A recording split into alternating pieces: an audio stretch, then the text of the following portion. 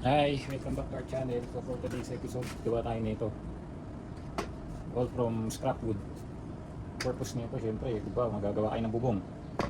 O kailangan yung maintenance. So yan, pwede bit-bitin. Kaysa naman wala tayong kakakamay nyo. O pwede rin, gamit-gamit ito. Pwede mo rin mga tools, mga talim ng para ma-organize. Pupuntahan kayo ng lugar, gaya-repair kayo. Gawa lang siya sa scrap. Tuturo ko sa inyo muna, step by step. Ito muna gagawin natin yung base. Pakita ko sa inyo, madali lang eh. So marami tayong scrap.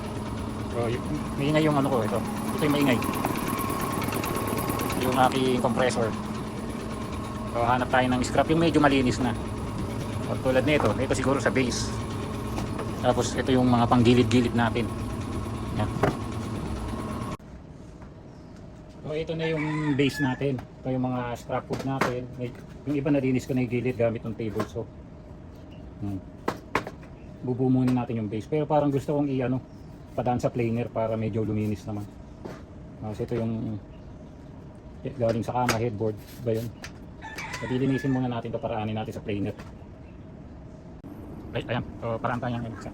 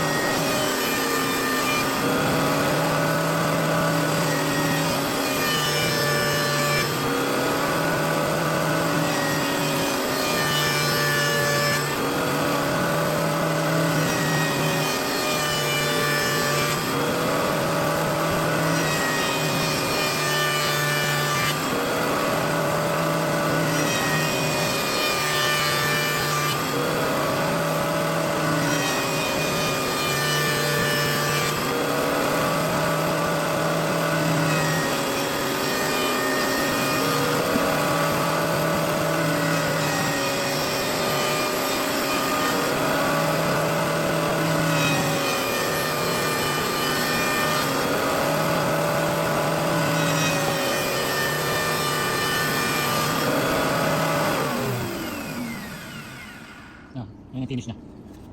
There's nalihan na lang gagawin. There's something. Yan na, pagkaabit-kabitin gamit ito.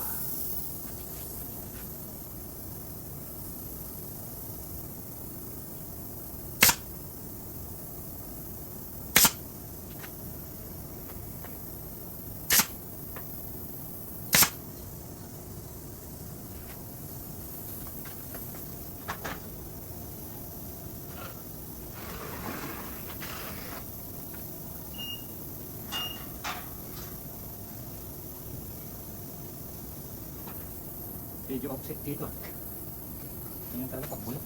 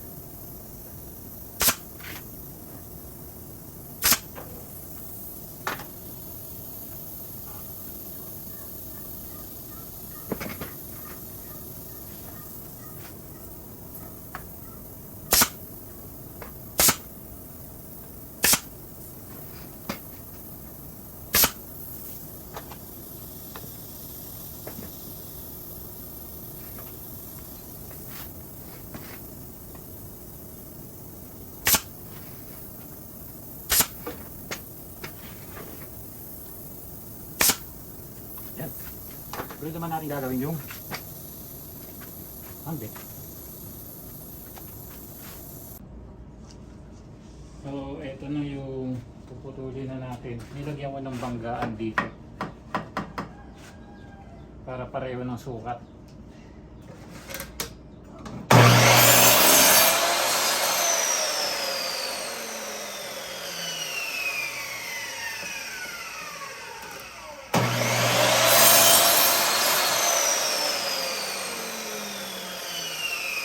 Na sukatin nyo to. Saka to. Sukat ko dyan 10 and a half. Oh, 10 and a half.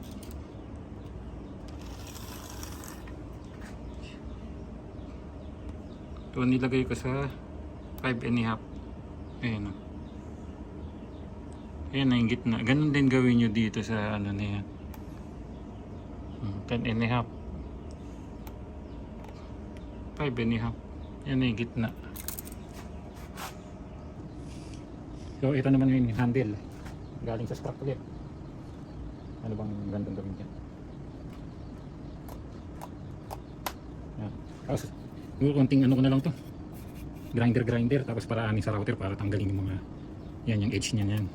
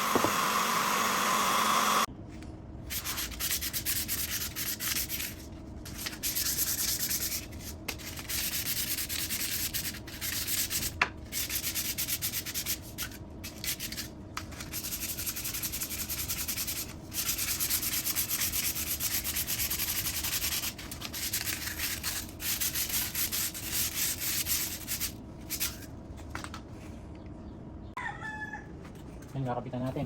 Lagyan ko yung glue. Tornilyo natin. Uy. Uy. Nakalimutan ko higpitan.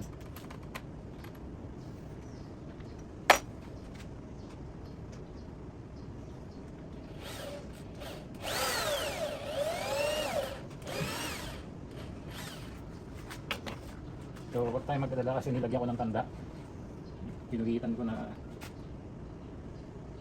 ayun o, nagtapat yung guhit niya.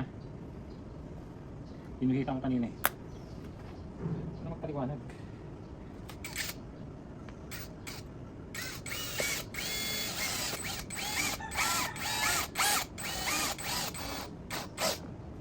Yeah! So, ganun din strategy gagawin natin dito. So, para di mawala, tanda ka na.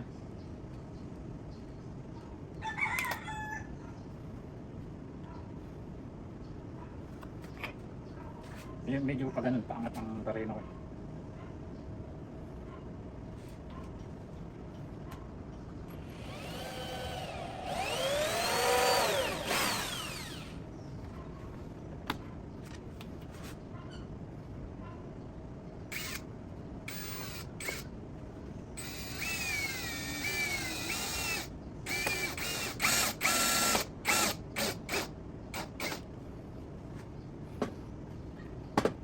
Bawa, ayan.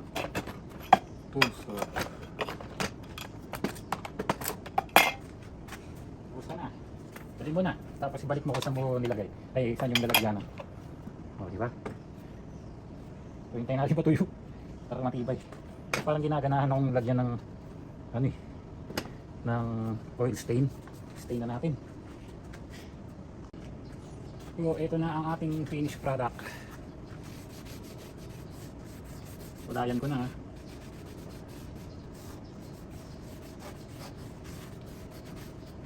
Lalagyan natin ng tools para kapag-paniwala.